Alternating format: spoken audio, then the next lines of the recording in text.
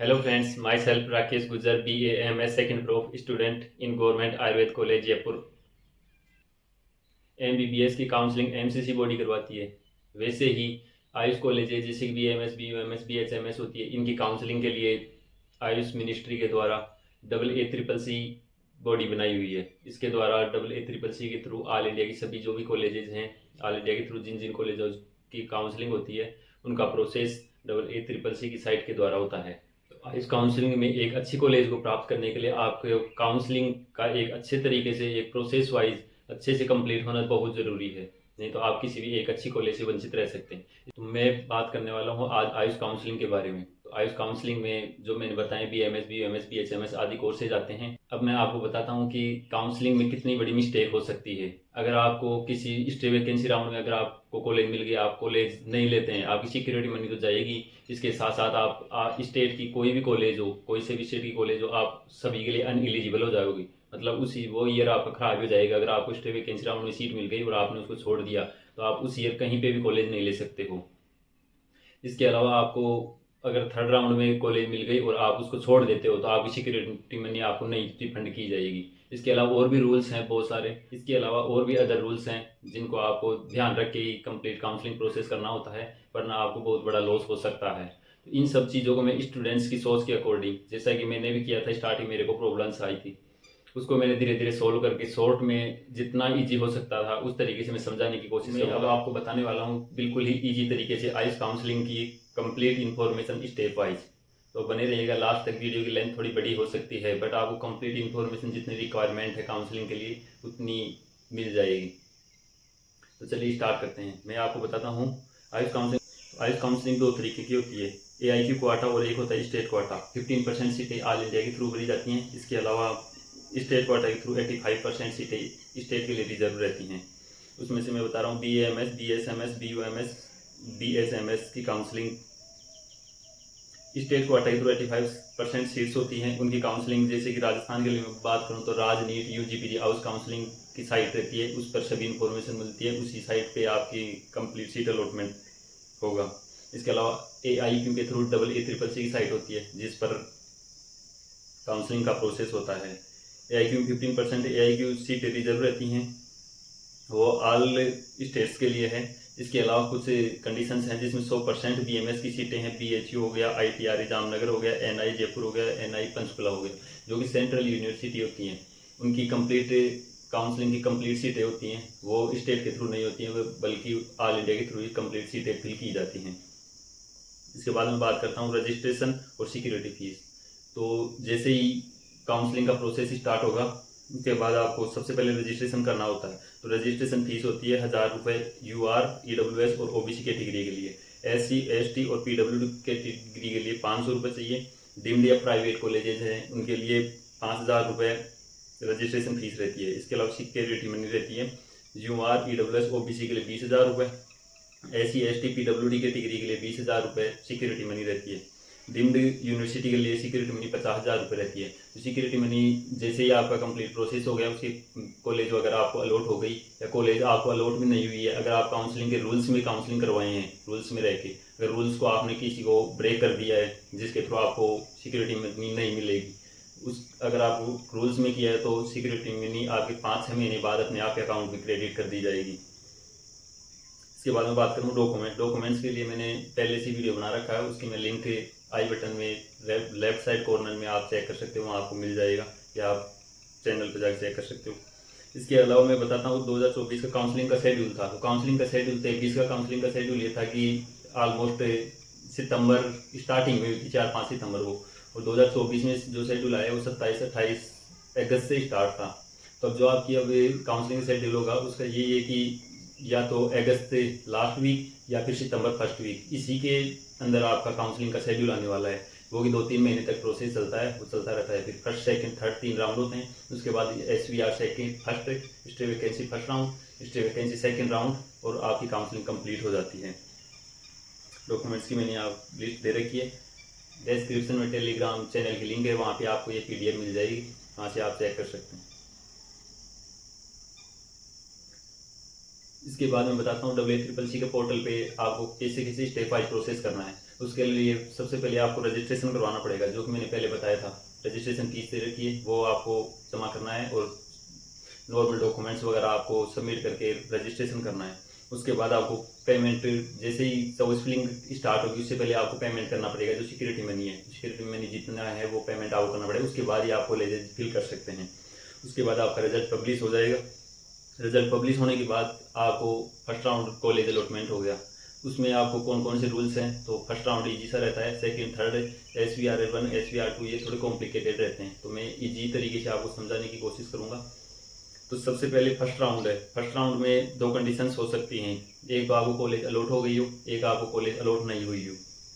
तो अगर college allot हो गई है, अगर आप ज्वाइन कर लेते हैं तो कोई दिक्कत नहीं, आपने ज्वाइन कर ली। इसके बाद ज्वाइन कर लिया बट आप अपग्रेडेशन लगाना चाहते हैं, कोई दिक्कत नहीं, आप अपग्रेडेशन लगा सकते हैं। आपको सेकंड राउंड में अगर कॉलेज मिलती है, नहीं मिलती है, तो आपकी फर्स्ट वाली जो कॉलेज फर्स्ट राउंड में R1 में मिली हुई कॉलेज है वो रिजर्व रहेगी। इसके बाद है कि आपने कॉलेज भी ज्वाइन कर ली बट आपको लग रहा है कि नहीं मैं तो ये कॉलेज लूँगा नहीं, छोड़ नहीं चाह रहा है, या कोई अदर कोर्स ज्वाइन करना चाह रहे हैं, तो जब तक सेकंड राउंड की सीट अलॉटमेंट नहीं आती है उससे पहले आपको फर्स्ट राउंड से एग्जिट ले लेना है 3 दिन पहले। तो आपको फ्री एग्जिट रहेगा, आपकी जो सिक्योरिटी मनी है फॉरफिट वगैरह कुछ नहीं होगा, आपकी कोई दिक्कत नहीं आएगी, आप इजीली फ्री एग्जिट ले सकते हैं।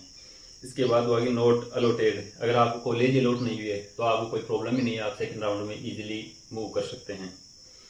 इसके बाद मैं बात करता हूँ सेकंड राउंड में पहुँच जाते हैं हम। सेकंड राउंड में पहुँचने के बाद registration for new candidate also available. तो अगर किसी ने फर्स्ट राउंड में भी अगर काउंसलिंग नहीं करवाई है तो डायरेक्ट कोई न्यू कैंडिडेट भी करवा सकता है, और जिसने पहले करवा रखी है उससे कोई प्रॉब्लम है ही नहीं। Choice filling for all. अगर जो भी पहले करवा रखे रजिस्ट्रेशन या कोई न्यू करवाए हैं, सभी को चॉइस फिलिंग करना मस्ट है। सीट अलॉटमेंट, फिर उसके बाद आपको सीट अलॉटमेंट हो जाता है और राउंड सेकंड का रिजल्ट पब्लिश हो जाता है। सेकंड राउंड का रिजल्ट पब्लिश होने के बाद भी आपके पास कंडीशंस बनती है। आप सेकंड राउंड में पहुंच चुके हैं। अब सेकंड राउंड में 2 कंडीशंस बनती है, आपको कॉलेज अलॉट हुई है, एक आपको कॉलेज अलॉटेड नहीं हुई है। तो कॉलेज अलॉटेड हुई है उसमें अब आपने ज्वाइन कर लिया है। इसके अलावा आपको फ्रेश या फिर अपग्रेडेड दोनों को किसी को भी कॉलेज मिली है उसमें आपने ज्वाइन कर लिया है, और आप अगर अपग्रेड करना चाहते हैं तो R3 में आप अपग्रेड कर सकते हैं, कोई दिक्कत नहीं है। लेकिन आपने ज्वाइन नहीं किया है तो R3 में आपकी फीस फॉरफिट कर दी जाएगी। तो आपने ऐसा है प्रोसेस कि सेकंड राउंड में आपने अगर कॉलेज को ज्वाइन नहीं किया है तो आपको फीस है वो सिक्योरिटी मनी वो वापस नहीं दी जाएगी इस अस्सी में। उसके बाद अगर आपने ज्वाइन कर लिए but do not with to remain, अगर आपने कॉलेज ज्वाइन कर ली है कोई दिक्कत नहीं है, बट ज्वाइन करने के बाद भी आप कॉलेज छोड़ना चाह रहे हैं तो भी आपकी सिक्योरिटी मनी फॉरफिट कर ली जाएगी। इसके अलावा आप ज्वाइन ही नहीं कर रहे हैं, सेकंड राउंड में आपको कॉलेज मिल गई फिर भी आप ज्वाइन नहीं कर रहे हैं तो आपको सिक्योरिटी मनी नहीं दी जाएगी। सेकंड राउंड में सिक्योरिटी मनी तो आपको नहीं दी जाएगी, बट ऐसा है कि आप सिक्योरिटी मनी फिर से वापस से सबमिट करके और राउंड 3 के लिए एलिजिबल हैं।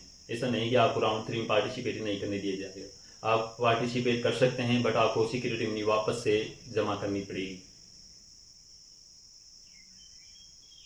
और एक चीज़ है कि आपने अगर फर्स्ट राउंड में अपग्रेडेशन लगाया था तो अपग्रेडेशन लगाने के बाद आपको सेकंड राउंड में कॉलेज अलॉट नहीं हुई अपग्रेडेशन वाली, तो आप फर्स्ट वाली कॉलेज में रह सकते हैं। बट आप थर्ड राउंड का जैसी काउंसलिंग हुई उसमें आप अपग्रेडेशन नहीं लगा सकते हैं, ये भी काउंसलिंग की गाइडलाइंस में मेंशन।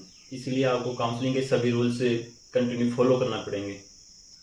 एक कंडीशन है नॉट अलॉटेड, तो सीधी सी बात है अगर आपको कॉलेज अलॉट ही नहीं हुई है तो आप राउंड 3 के लिए एलिजिबल है, आप राउंड 3 में चले जाइएगा।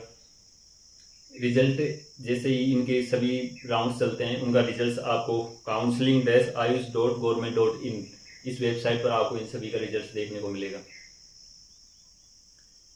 अब हम बात करते हैं इसके बाद राउंड 3 में चले जाते हैं, तो ये और भी थोड़ा कॉम्प्लिकेटेड है तो इनको अच्छे से समझना है, धीरे धीरे सभी प्रोसेस में बताता हूँ। तो चॉइस फिलिंग फॉर ऑल, तो अगर कोई भी कैंडिडेट हो, न्यू हो या पुराना हो, सभी कोई भी रजिस्ट्रेशन चॉइस फिलिंग सभी को करनी पड़ेगी। उसके बाद सीट अलॉटमेंट होगा, रिजल्ट पब्लिश हो गया।